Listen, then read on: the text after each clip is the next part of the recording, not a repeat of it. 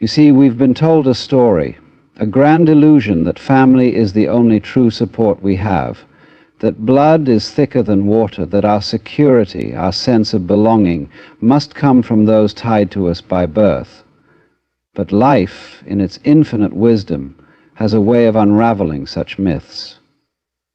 Because what happens when family drifts, when expectations go unmet, when the very people we relied upon are no longer there in the way we hoped, does that mean we are lost, unsupported, adrift in a vast and lonely sea? Of course not.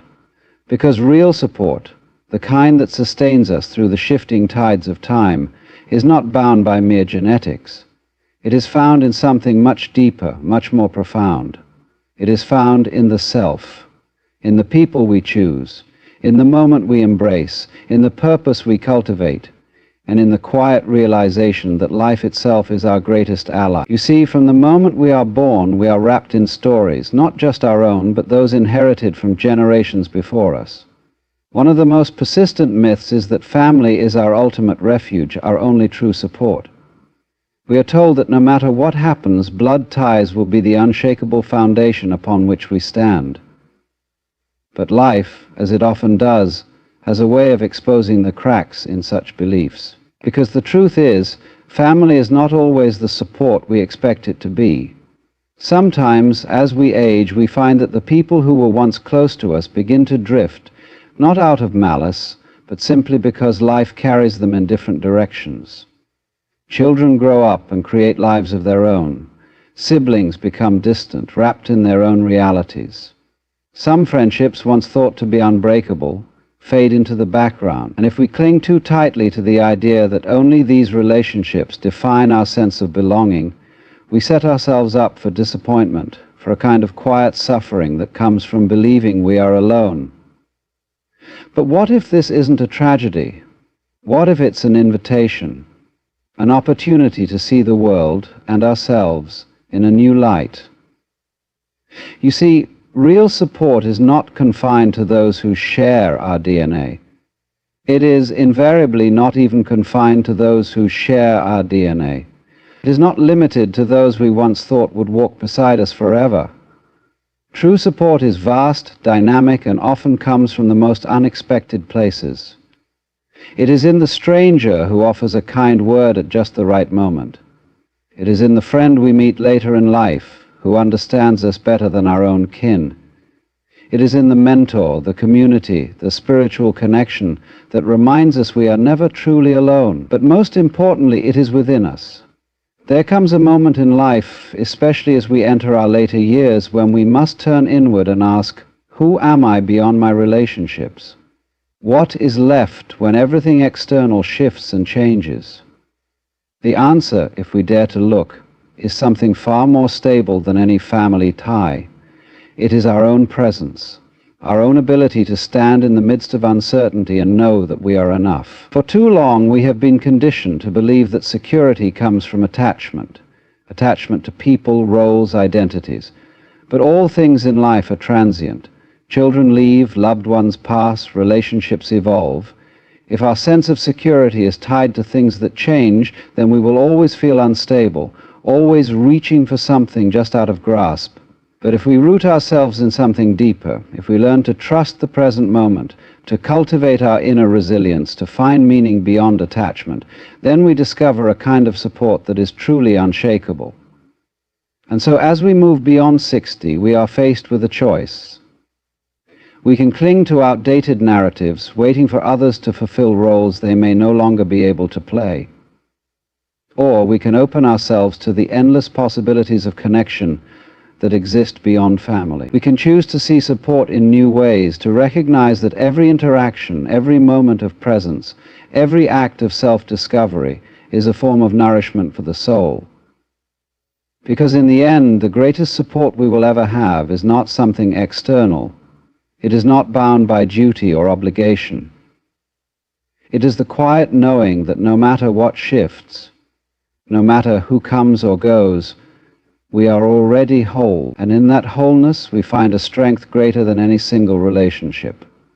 We find freedom, we find peace, we find life itself holding us, just as it always has. There is something profoundly liberating about realizing that the most important people in your life are not necessarily the ones you were born into connection with, but the ones you choose.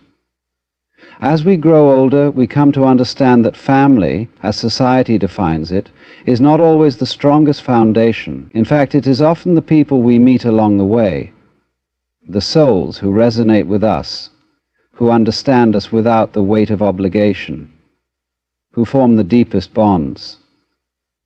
These are the people who become our true support system, our chosen family, our tribe. Life has an uncanny way of bringing the right people into our orbit at just the right time. Sometimes they arrive when we least expect it, a stranger who quickly becomes a confidant, a friend who walks into our life just as an old connection fades. There is a certain magic in these encounters, as if the universe itself is conspiring to remind us that we are never truly alone. The people who are meant to be in our lives do not necessarily share our last name, our lineage, or our past. Instead, they share something far more important, a connection to our spirit, to our essence, to the unspoken understanding that transcends words. The beauty of the tribe we choose is that it is formed not out of obligation, but out of mutual resonance. Unlike family, which often carries expectations, history, and even unspoken resentments, chosen connections exist in the present. They are not bound by duty or tradition, but by a shared sense of appreciation. These are the people who celebrate who we are rather than who they think we should be. They lift us up not because they have to, but because they want to. They become the ones we can call when the night feels too long, the ones who remind us of our worth when doubt creeps in. They are the ones who see us for who we truly are, not just the roles we have played throughout our lives. And yet, to embrace this form of support, we must first let go of outdated ideas about where love and loyalty should come from. If we continue to measure the depth of our relationships based on family ties alone, we risk missing out on the profound connections waiting just beyond our old definitions. We must be willing to recognize that closeness is not about shared history, but about shared presence. It is about the people who show up, who listen, who understand, not because they have known us forever, but because they see us now. Some of the greatest joys in life come from these chosen bonds, the late-night conversations that feel like poetry, the moments of silent companionship where nothing needs to be said, the shared laughter that comes from knowing you are understood in a way that defies explanation. These are the relationships that nourish us, that remind us of the beauty of human connection beyond obligation. They teach us that support is not about where we come from, but about where we are willing to go together. As we step into this stage of life, there is great power in realizing that we are not bound by the past. We are free to form new connections, to redefine what support means, to surround ourselves with people who bring light into our days. There is no rule that says our deepest bonds must be limited to those we were given at birth.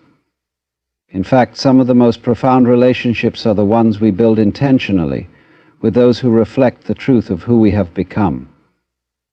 In the end, we must remember that the people who walk with us now, who hold space for our joys and struggles, who remind us of our strength, are the ones who truly matter. Family is not defined by blood, but by presence, and when we embrace the tribe we choose, we discover that support is not only stronger than we imagined, it is limitless. There is an extraordinary power in the present moment, a power so often overlooked in our search for support and stability. We spend much of our lives looking outside ourselves, toward family, toward relationships, toward some external force that we believe will hold us up when times get difficult. And yet, if we truly pay attention, we begin to realize that support is not something we must chase. It is something that has always been here, waiting to be recognized in the quiet presence of now. From the time we are young, we are conditioned to believe that security comes from attachment. We hold on to people, roles, identities, and even our own stories as if they are the anchors that will keep us safe. But life, in its infinite wisdom, is always shifting. Children grow and build lives of their own. Friends come and go. Even our own bodies change in ways we never expected. If we rely solely on external stability, we will always feel as if we are grasping at something just out of reach. But if we turn our attention inward, if we learn to rest in the simple awareness of this moment, we begin to see that true support does not come from something outside of us. It comes from the quiet presence within us. The power of presence is that it asks nothing of us. It does not demand that we be anything other than what we are. It does not require that we hold on to the past or worry about the future. It simply invites us to be here, fully and completely, in the unfolding of now. And in doing so, it offers a kind of support that is deeper than anything we can find elsewhere. Because when we are fully present, we are no longer resisting life. We are flowing with it. There is a great freedom in realizing that we do not need to carry the weight of every expectation, every regret, every uncertainty about the future. The mind, when left unchecked, will wander endlessly, pulling us into anxieties about what is to come, or into nostalgia for what has been. But these thoughts are not reality. Reality is what is happening now, the breath moving in and out, the feeling of the ground beneath our feet, the quiet hum of existence itself. When we return to this moment, we return to something unshakable, something that has always been here beneath all the noise. Some might wonder, how does this presence offer support? How can something as simple as awareness provide the same kind of reassurance that we seek from relationships or external stability? The answer lies in understanding that presence is the foundation upon which everything else rests. When we are present, we are no longer at war with life. We are no longer struggling to hold on to things that are inevitably changing. We are simply being, and in that being, there is a profound sense of peace. This is not to say that relationships and community do not matter. They do. Human connection is a vital part of life. But when we cultivate the ability to be fully present, we bring a new depth to those connections. We no longer seek support from a place of lack, from a desperate need to be held up by others. Instead, we approach relationships from a place of wholeness, from a quiet knowing that we are already complete. And when we do this, our connections become richer, more authentic, free from the weight of unspoken expectations. The greatest support we will ever find is not in a particular person or circumstance, but in our ability to be fully awake to the life unfolding right in front of us. The present moment is not a small thing, it is everything. It is the only place where life truly happens, where love is felt, where joy is experienced. And when we learn to rest in it, to trust it, we find that we are never truly alone. We are held, always, by the simple yet profound truth of now. There is a deep misconception that support is something we receive, something given to us by others in times of need. But the truth is, the most enduring support comes not from what we take, but from what we give. It is in the act of contributing to the world, of offering our wisdom, our kindness, our presence, that we discover a wellspring of strength far greater than anything we could have asked for. From an early age, we are taught to look outward for reassurance.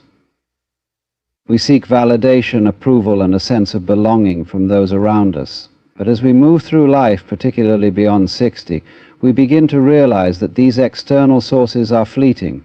People change, circumstances shift, the roles we once played, provider, parent, partner, may no longer define us in the same way. And if we cling to the idea that support must come from being needed by others, we risk feeling unmoored when those roles evolve. But what if support is not about what we receive at all?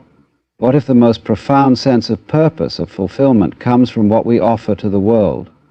The moment we shift our focus from grasping to giving, something remarkable happens. We become a source of strength not only for others, but for ourselves.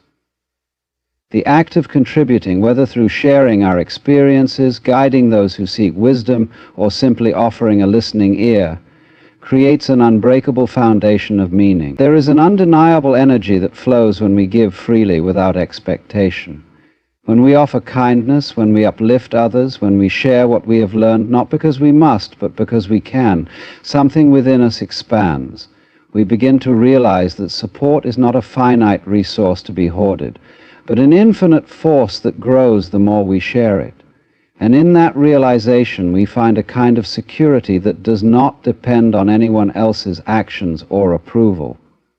This is why, as we age, it is crucial not to shrink into isolation or feel as though our time of contribution has passed. If anything, this is the moment when our impact can be at its most profound. We have seen life in ways that others have not.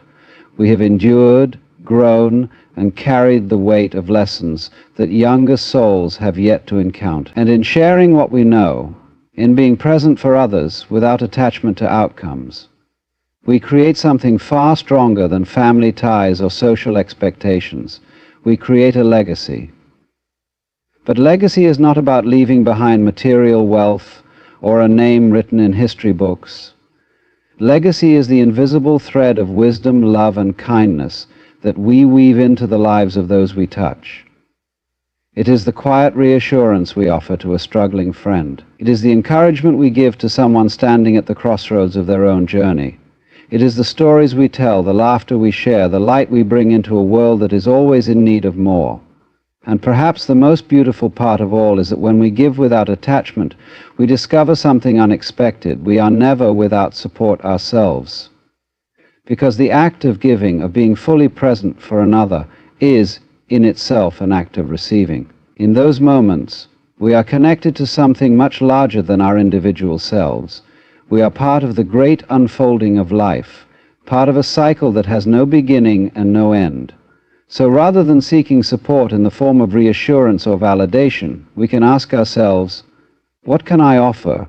How can I give to the world, not because I must, but because I am here alive and capable of contributing? And in doing so, we will find that we are already supported in ways far beyond what we once imagined. The more we give, the more we realize that life itself is holding us, carrying us, reminding us that we are exactly where we need to be. There is a paradox at the heart of life, one that we often overlook in our constant search for security. We spend so much time seeking stability, grasping at relationships, possessions, and familiar routines, thinking that they will anchor us. But the deeper truth is that life is change. Everything we hold on to will at some point slip through our fingers. And yet, within this impermanence, there is a kind of freedom, a profound realization that what truly supports us is not something fixed, but something flowing. Most of us fear change because we equate it with loss. We resist it, thinking that if we can just keep things the way they are, we will be safe. But life does not work that way. It never has. Everything we have ever known has been in motion. Our bodies, our relationships, our very thoughts. And the more we try to hold on to the past, the more we struggle against the natural rhythm of existence. But what happens when we stop fighting? When we let go of the need for things to remain the same, and instead embrace the reality of constant transformation, we discover that support is not found in clinging, but in flowing. When we trust the natural unfolding of life, we begin to see that every change, every transition, is not an ending but a doorway. The people who leave our lives make space for new connections. The roles we once played may fall away, but they allow us to step into new ways of being. Even aging itself, so often viewed as a loss, is in fact an opening, a chance to shed old expectations, to live more freely, to embrace a wisdom that only comes with time. But how do we do this? How do we stop resisting and start embracing the ever-changing nature of life? The answer lies in surrender, not in the sense of giving up, but in the sense of trusting that even when we do not know what comes next, life is carrying us forward, trusting that every change, no matter how unexpected, holds within it the seeds of something new, trusting that we are never truly alone because we are always part of something greater than ourselves. Consider for a moment how nature moves effortlessly through cycles. The trees do not resist the changing seasons. The river does not fight against its current. The sun does not cling to the sky when night falls.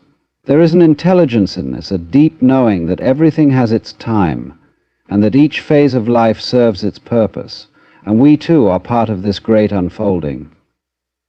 When we stop resisting and start flowing with the changes that come, we begin to feel a sense of ease, a quiet confidence that whatever happens, we will meet it with grace. This does not mean we will never feel loss. There will be moments of grief, moments of uncertainty, moments when we long for what was. But even in those moments, if we remain present, we will see that life continues to support us in ways we may not have expected. A new opportunity arises just as an old path closes. A surprising connection forms just when we thought we were alone. A challenge forces us to grow in ways we never would have chosen, but later realize were necessary. So rather than fearing change, we can learn to welcome it. Instead of seeing it as something to be endured, we can begin to see it as a gift.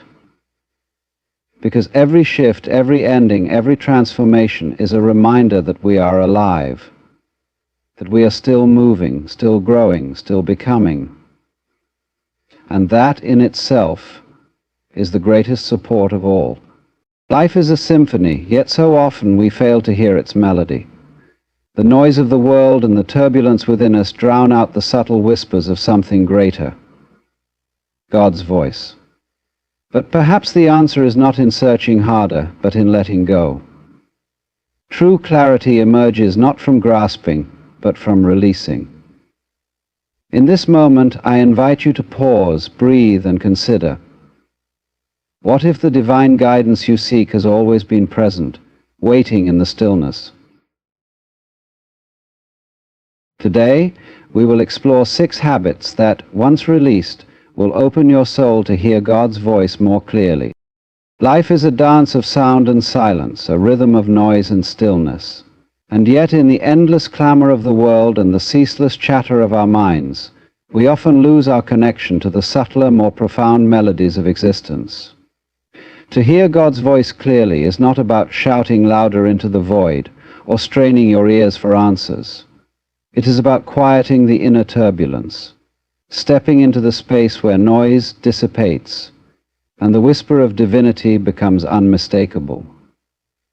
In a silence, the rhythm of divinity becomes unmistakable. Imagine a pond, serene and undisturbed. When the surface is still, it reflects the sky with perfect clarity. But throw a stone into its depths, and the ripples distort the reflection, making it nearly impossible to see what lies above.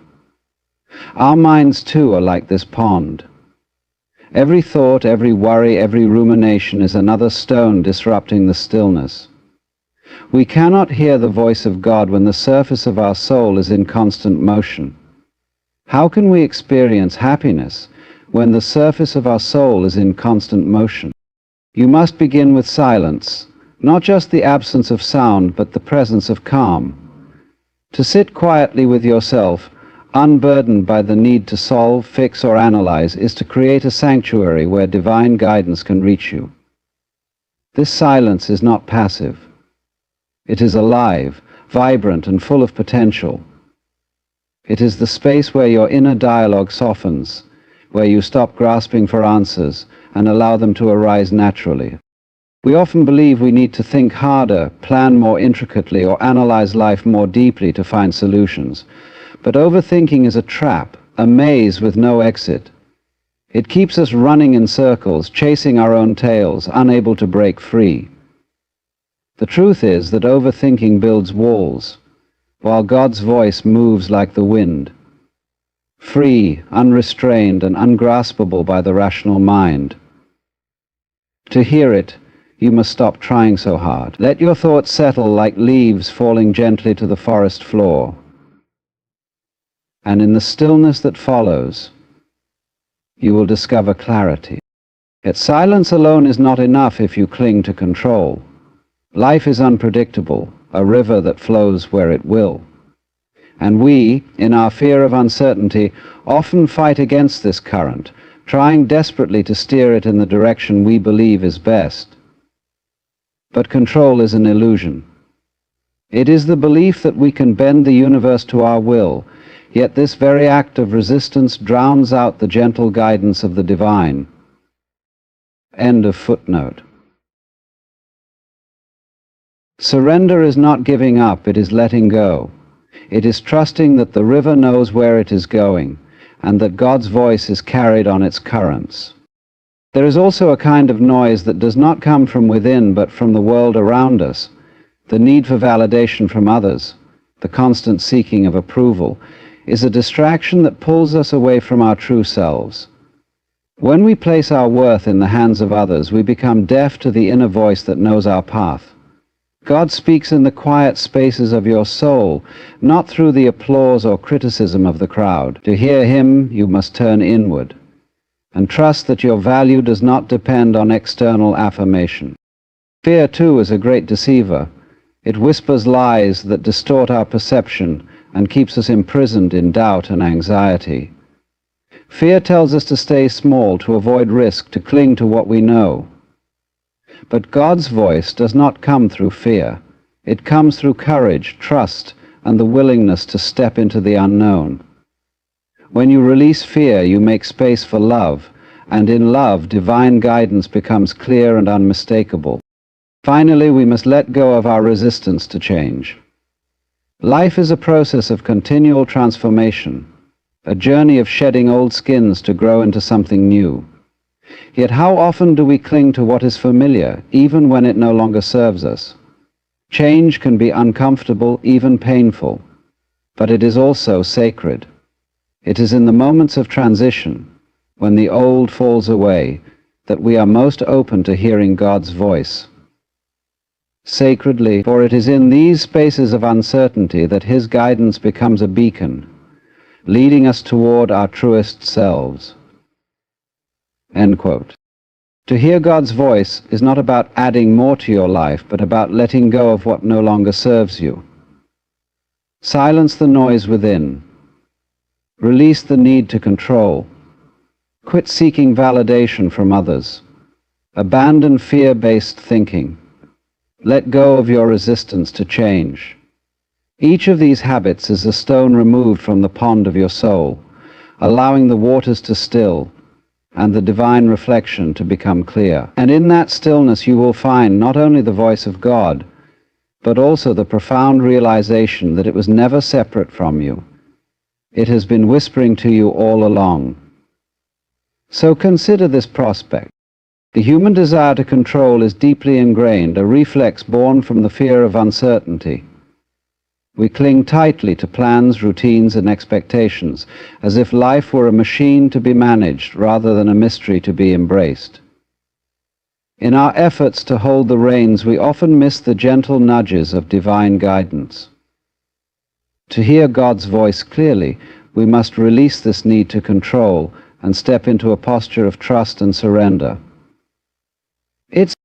Imagine standing in a river, the water flowing freely around your legs.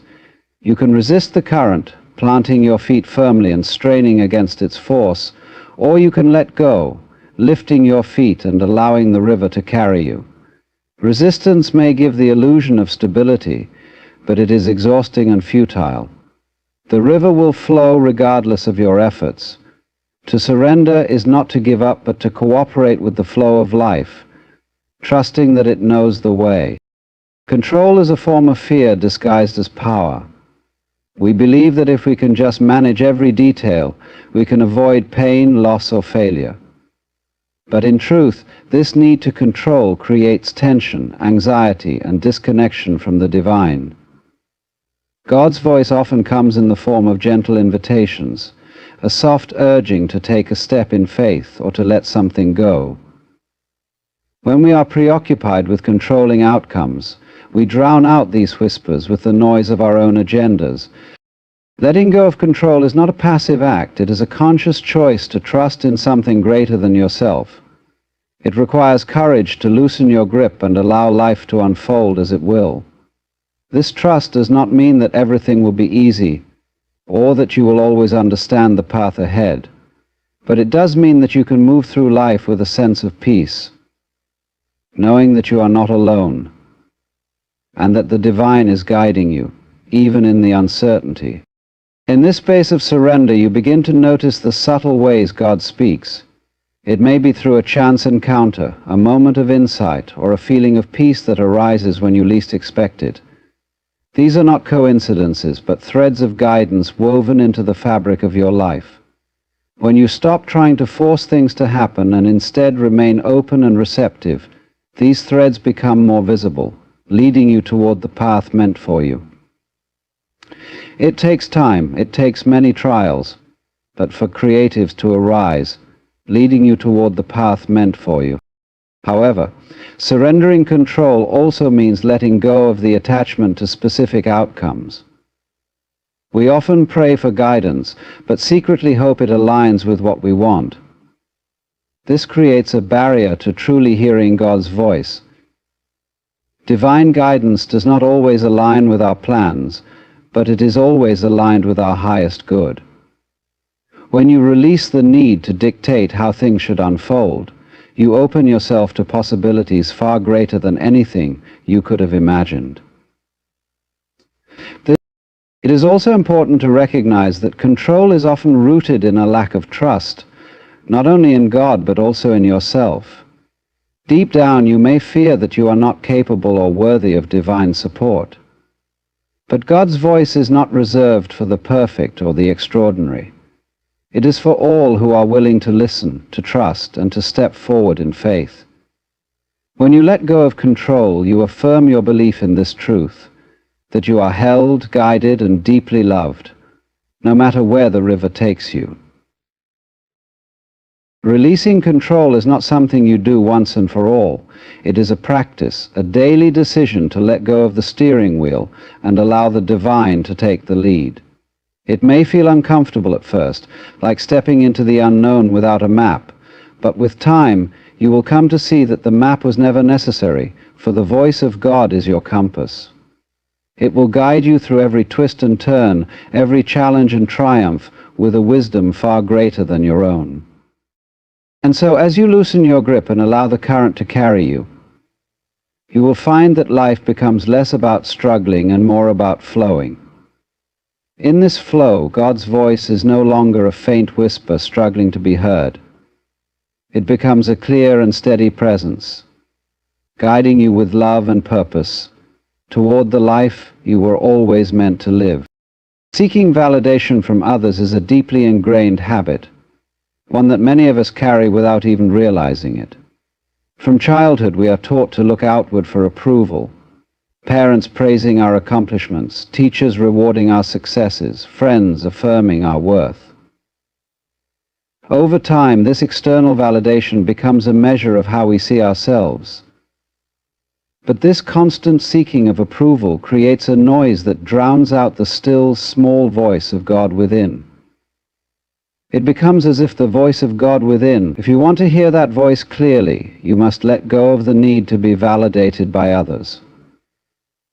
Amen. Consider the energy we expend trying to impress, to fit in, to meet the expectations of others. We mold ourselves into shapes that are not our own, hoping to gain acceptance or avoid rejection. In doing so, we lose touch with who we truly are. The more we seek approval from the outside, the further we drift from the inner compass that connects us to God. His voice is not found in the applause of the crowd or the opinions of others. It is found in the quiet chambers of your soul, where truth resides. When we chase validation, we hand over our sense of self-worth to forces we cannot control. The opinions of others are fickle, ever-changing, influenced by their own insecurities and biases. Basing your identity on such a shaky foundation leaves you feeling uncertain, anxious, and disconnected. But God's voice does not waver. It is steady and unwavering, reminding you of your inherent worth, not because of what you do, but because of who you are. Letting go of the need for validation does not mean rejecting others or living in isolation. It means shifting the source of your approval from the external to the internal. When you stop looking to others to define your value, you create space to hear the voice of God reminding you that you are already enough. This shift is not easy. It requires unlearning years of conditioning. But it is a liberating process, one that leads you closer to the divine truth within. As you begin to release this habit, you might feel discomfort or fear. After all, seeking validation has been a way of navigating the world, a tool for feeling seen and accepted. Without it, you might wonder who you are or where you stand. But this is where faith comes in. Trust that the voice of God will guide you to a deeper understanding of yourself, one that is not tied to what others think, but rooted in the unshakable truth of your divine identity. To hear this voice, you must practice turning inward. Spend time in quiet reflection, prayer, or meditation, asking not for the approval of others, but for the clarity to see yourself as God sees you. In these moments, you will begin to discern the difference between the fleeting, shallow affirmations of the world and the profound, eternal affirmation of God's love. His voice does not demand that you perform or prove yourself. It simply calls you to be. This shift also allows you to love others more authentically. When you are no longer striving for their approval, you can approach relationships from a place of wholeness rather than need. You become free to give and receive love without conditions, without the underlying desire to earn validation. This freedom transforms your interactions, making them more genuine and rooted in truth. As you release the need for external validation, you will notice a new sense of peace and clarity. The voices of others, while still present, will no longer hold the same power over you. Instead, the voice of God will rise within, guiding you with a calm certainty. You will no longer feel the pull to prove yourself or the weight of others' expectations. Instead, you will walk through life with the quiet confidence that comes from knowing who you are in God. Instead, you will walk through life with the quiet confidence that comes from knowing who you are in God. This process of letting go is not about shutting out the world, but about tuning into the frequency of the divine. It is about remembering that your worth is not something to be earned, but something you already possess. And as you align with this truth, you will hear God's voice more clearly than ever before. A voice that speaks not of what you must do to be loved, but of how deeply you are loved simply for being. Do what you... Fear is a shadow that distorts everything it touches. It clouds judgment, narrows perspective, and amplifies doubt until it becomes difficult to hear anything but its insistent whispers. Fear shouts warnings of danger where there may be none, plants seeds of insecurity where trust could grow, and convinces us that we are alone in our struggles. Yet God's voice does not reside in fear.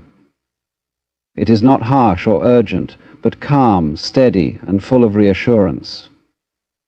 It is to hear that voice clearly we must abandon the habit of fear-based thinking and open ourselves to the guidance of divine love and wisdom. Fear often masquerades as practicality or caution.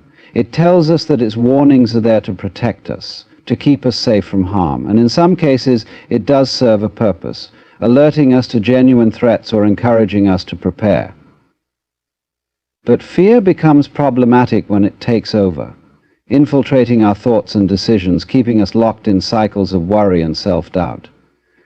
In this state, fear becomes not a guide but a barrier, blocking us from hearing the quiet yet profound wisdom that God offers. Fear thrives on worst-case scenarios. It urges you to imagine everything that could go wrong, painting vivid pictures of failure, rejection, and loss. But God's voice does not dwell in what could go wrong. It directs you toward what could go right. It invites you to trust, to take steps forward even when the path is uncertain.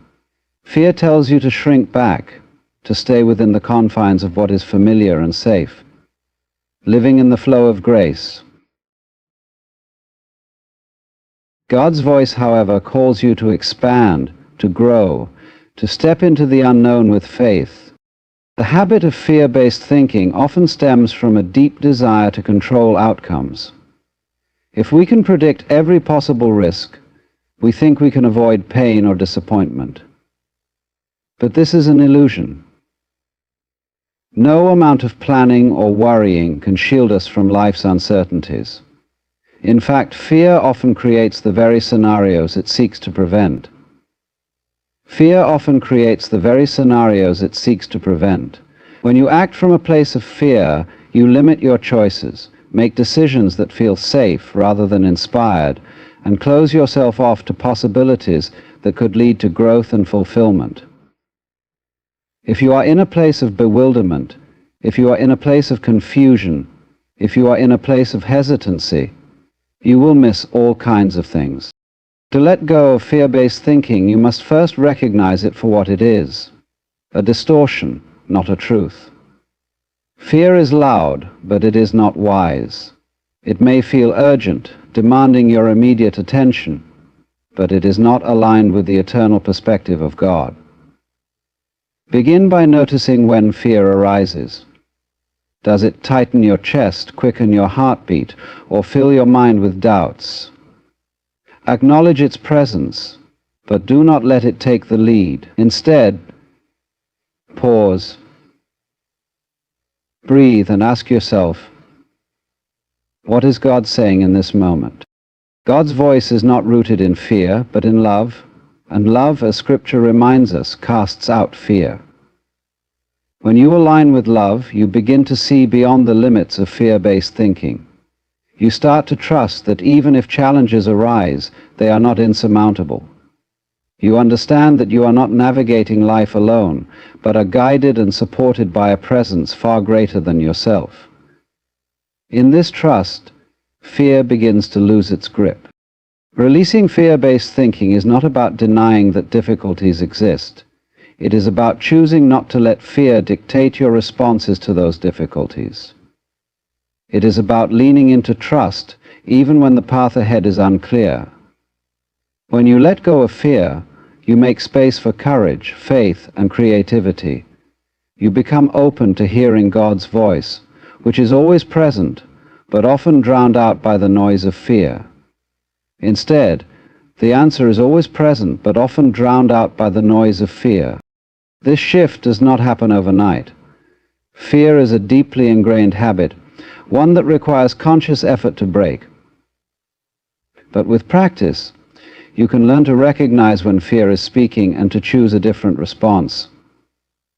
Instead of reacting from a place of fear, you can pause, pray, and seek the guidance of God's voice. Over time, you will find that this voice becomes clearer, more distinct, and easier to trust. As fear loosens its hold, you will notice a profound change in how you move through the world. Decisions that once felt overwhelming will become opportunities for growth. Challenges that once seemed insurmountable will reveal themselves as stepping stones to a deeper understanding of yourself and your purpose. Most importantly, you will experience a sense of peace, knowing that you are guided not by the distortions of fear, but by the clarity and wisdom of divine love. Letting go of fear-based thinking is an act of faith, a declaration that you trust in the goodness and guidance of God. It is a practice of turning away from the shadows and toward the light. Change is one of the few constants in life, yet we often resist it with every fiber of our being. We cling to what is familiar, even when it no longer serves us, because the unknown feels unsettling, even frightening. Change disrupts our routines, challenges our perceptions, and pushes us out of our comfort zones. But in that very disruption lies the potential for growth, for transformation, and for hearing God's voice in a way we never could before. And to hear that voice clearly, we must let go of our resistance to change and embrace it as a sacred part of life. Resistance to change often comes from a desire for control. When life is predictable, we feel safe, as though we have some measure of influence over what happens next. Change threatens that illusion, reminding us that we are not in control as much as we would like to think. But it is in these moments of uncertainty that God's voice becomes most vital. It is in the shifts and transitions, the endings and beginnings, that we are invited to lean not on our own understanding, but on the wisdom and guidance of the divine. Think of a caterpillar transforming into a butterfly. The process is not gentle or easy. It is a complete breaking down of the old form to create something entirely new. Yet without this transformation, the butterfly could never take flight. In the same way, the changes in our lives, though often uncomfortable, are necessary for us to grow into the fullness of who we are meant to be. When we resist change, we stall this process, holding on to the caterpillar stage when we are meant to soar. God's voice often speaks through change, urging us to release what is no longer aligned with our purpose and step into something greater, yet we frequently mistake this divine invitation as loss or disruption. We see doors closing and feel abandoned, not realizing that new doors are opening, ones that we might not yet see. To embrace change is to trust that every ending is a new beginning, and that God's plan for us is far greater than anything we could envision for ourselves. End of section. Fear of change often comes from a focus on what we might lose rather than what we might gain. We worry about leaving behind relationships, roles, or circumstances that have defined us, even if they have also limited us. But God's voice calls us to a higher perspective, reminding us that nothing truly good and essential will ever be lost. What is meant for us will remain, and what is not will fall away, making room for something better, dismissing the things that had not been given. When we stop clinging to the old, we open our hearts to the new blessings that await us. The process of embracing change begins with surrender. This does not mean passively accepting everything that happens without question. Rather, it is an active choice to trust in God's wisdom, even when we do not fully understand the path ahead. It is a willingness to let go of our tight grip on how we think things should be, and to remain open to the possibilities of what could be. In this surrender, we make space for God's voice to guide us, offering clarity and reassurance amidst the uncertainty. The expanded one, Flow State 118. Change also requires patience. Transformation is not instantaneous. It is a journey that unfolds over time. During this process, it is natural to feel doubt, fear, or discomfort. But these feelings are not signs that you are on the wrong path. They are simply part of the transition. Trust that God is with you every step of the way, providing strength and guidance as you navigate the unknown. Let everything come as you are in the right place, at you know. His voice will become clearer as you move forward, one step at a time, trusting that each step is leading you closer to the life you are meant to live. As you embrace change, you will begin to see it not as something to fear, but as a gift. Each change, no matter how small or significant, carries with it the potential for growth and renewal. It is through change that we are stretched, refined, and brought closer to the person God created us to be. And as you let go of resistance, you will find that God's voice is not a distant echo, but a constant presence, guiding you with love and wisdom through every twist and turn. Letting go of resistance to change is an act of faith, a declaration that you trust in the divine plan for your life. It is a willingness to step into the unknown with the assurance that you are not alone. And in doing so, you open yourself to the fullness of God's voice, a voice that calls you not to remain stagnant, but to grow, to evolve, and to step boldly into the beautiful and ever-unfolding story of your life. Meditation, the bridge to the sea. Meditation, meditation.